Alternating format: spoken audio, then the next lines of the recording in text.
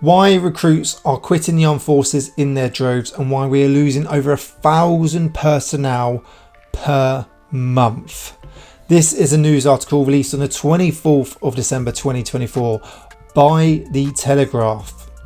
And they say the first act of any government is or should be the defence of the state. Put simply, that means having enough trained soldiers, tanks, aircraft, ships and military hardware to protect the nation in the event of a crisis. We know for a very long time that they have been getting rid of personnel, kit and equipment, hardware, ships, tanks.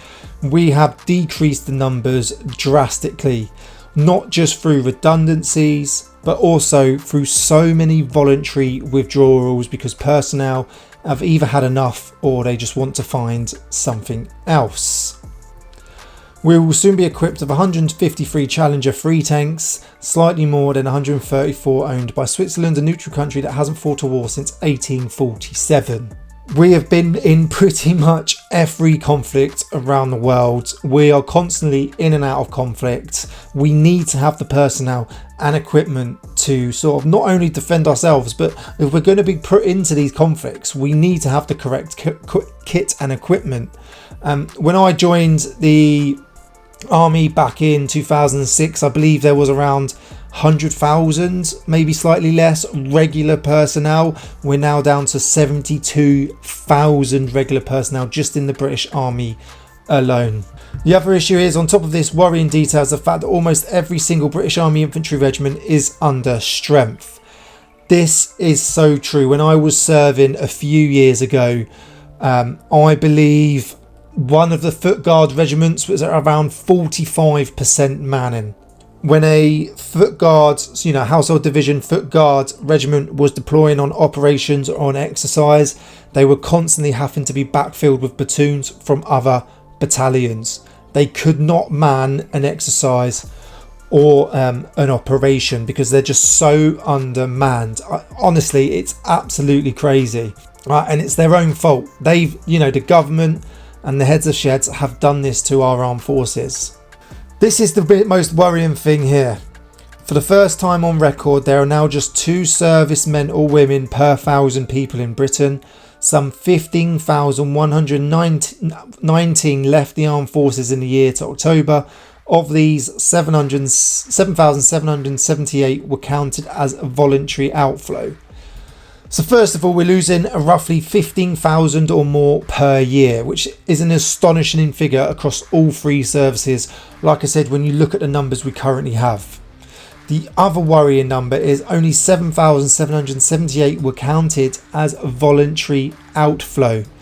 That means the other 7,000 and something, around 7,300, by the looks of what I'm reading, were either medical discharge or dishonourable discharge. So whether that's, could be due to fighting, drugs, criminal activity, disciplinary action, fitness. We are losing so many personnel just to that. So if we could somehow fix the discipline issues, possible drug issues, or whatever the other sort of non-voluntary outflow is, then we could save numbers. What makes it worse is the forces recruited just over 12,000 personnel in the same period. So that's over a 3,000 personnel deficit each year, which they're saying we're losing more than 300 more full-time personnel than we're joining every month. Which is absolutely crazy numbers. We as an armed forces can obviously not maintain that. At some point, if you're constantly in a negative, you're going to meet zero. If you're not filling the numbers that are leaving, or you're not boosting numbers, you're going to be in a negative. It's not good. The reason for this is, as we know, recruitment targets were set and missed every year in the last year, and service morale fell to record lows. What's the actual issues of this then? So first of all, let's have a look. Experienced officers and senior non-commissioned officers do not like being in an organisation that's clearly underinvested. So we know investment is a massive issue. They changed the pension scheme. We were on pay freezes for quite a while. They then changed the pay system, so people actually lost out on pay I remember one year I was meant to get a £1,500 pay rise. We got a briefing saying the pay grades are changing. I then went from a £1,500 pay rise to a £400 pay rise, and then a pay freeze for the next year because I'd just taken promotion. So they were sitting there telling me no one's worse off, but actually I wasn't getting my £1,400 pay rise that year that I was meant to be getting for going up an increment level. We know we're underinvested in kit and equipment, but not only that, going on overseas exercise, which I will cover shortly. The late General Sir Mudge Jackson, a former head of the army and proud para, once told me that soldiers don't join the army to lie on their beds. No, they don't. I've done this in a previous video recently in the last couple of weeks. Soldiers, sailors, airmen, they want to deploy. No one wants to be sat in a naffy drinking coffee. No one wants to be laying on their bed. It used to be watching Jeremy Kyle, but that's no longer on. You want to do your job. Be careful what you wish for, I know. But soldiers join the army for a reason. Sometimes it is because they have nothing and they need a career, they need money. But a lot of the time is because they want to go away. They want to do the job. People join the infantry for a reason. People don't like hearing it, but they do. They join the infantry for a reason, okay? And that's why it says here, most soldiers want to take part in operations. For them, that is the challenge. If there are no operations taking place, they can quite rightly ask, what's the point? If the only challenge on offer is another military exercise. We saw this in the past.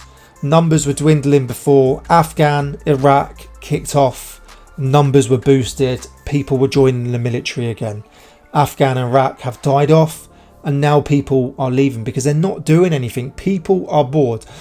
One, people need purpose.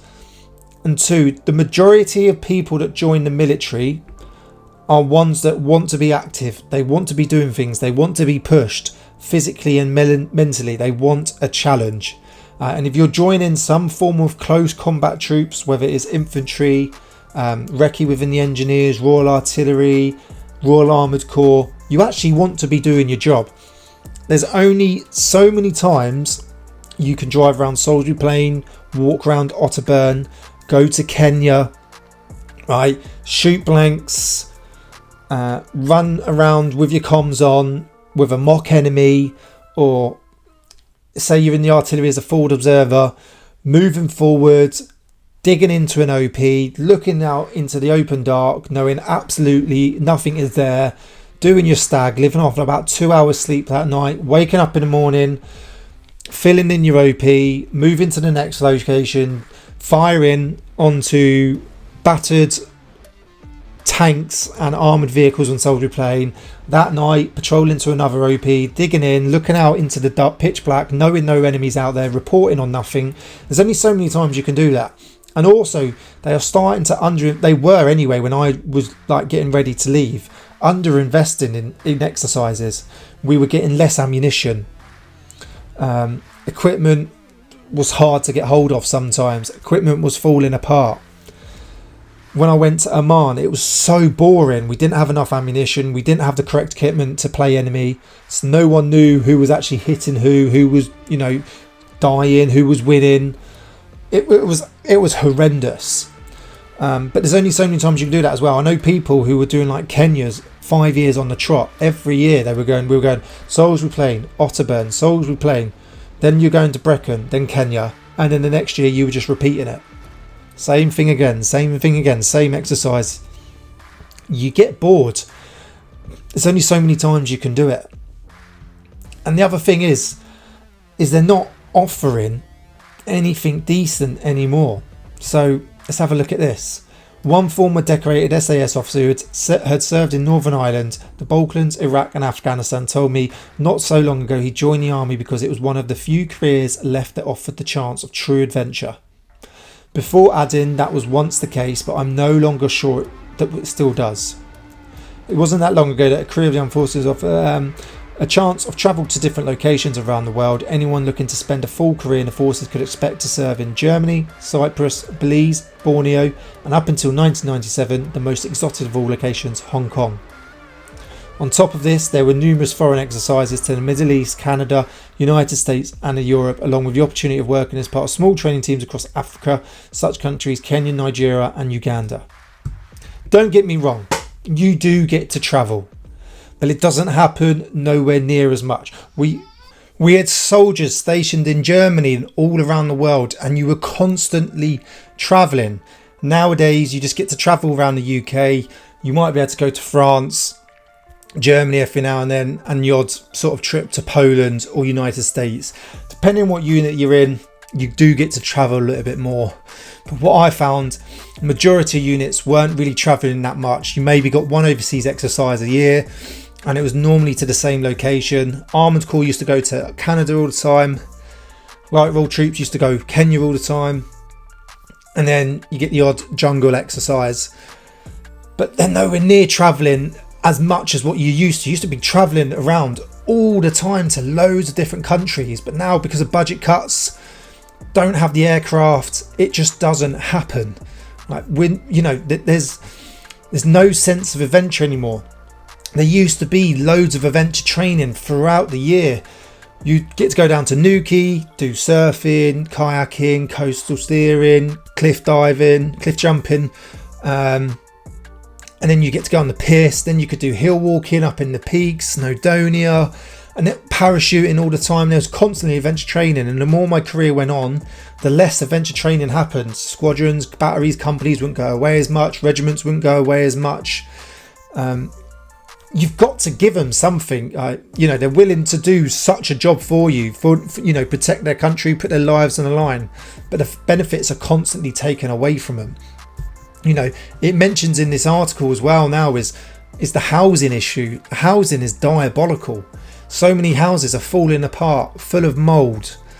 It's just, the benefits have completely been taken away. Now you've got pay as you dine for your food. You've got to pay for your meal every time you go. It's run by a civilian company. So you get less food for what you're paying for. And if you want an extra bit of protein, so an extra chicken breast, the chicken breasts are about that big if you're lucky, and you want a second one, it's another £1.60. Or if you don't want the core meal, which is the most basic price, so if you get the core meal, it works out what you would have been paying in the past, around £140 a month. But the core meals are diabolical, and they all, there's such small portions. So if you want the better meal, the burger and chips that day or whatever, it's like £5 a meal. Try doing that for breakfast, lunch and dinner. That's £15 a day. On a private salary, they just can't afford it. Accommodation's going up. Accommodation was going up. I remember every time I was in the military, the heating would get turned off in the winter so they could save money. So you had no heating. Housing's just not looked after. The families are not looked after. But travelling was a massive one. You speak to soldiers who served in the 60s, 70s, 80s, 90s, constantly travelling. And over the last couple of decades, it's just gone down and down and down and down. You might get the odd STTT, small training teams would go out here and there. But as regiments, companies, squadrons, batteries, they're not deploying as much, which is a shame. So I've mentioned housing. So it's just shocking, really, isn't it, that we are losing over 1,000 personnel per month, and actually 15,000 a year, only 7,700 are voluntary outflow. So there's an involuntary outflow there, which is, the same as the voluntary outflow. So if we can work on retention, we can fix the issue. But if we keep cost cutting, we keep underinvesting, it's not going to happen. Massive issues really going on with our armed forces, and like I said, we keep staying in the negative, then at some point it's we're going to be at such low numbers. Are we going to be able to bounce back? I do not know, but those numbers are pretty shocking. That we're losing 15,119 in a year, 7,778 were counted as voluntary outflow, and only 12,000 personnel in the same period actually joined the armed forces. Please let us know what your thoughts are on this. Go away and read the article by The Telegraph. It is a very good article. Let us know what your thoughts are on how we can fix this. I'll be very, very interested to know what you've got to say but just reading this, it's not looking good. So thanks for watching. Remember to check out combatreadyhq.co.uk, and please like, share and subscribe, and I'll see you soon.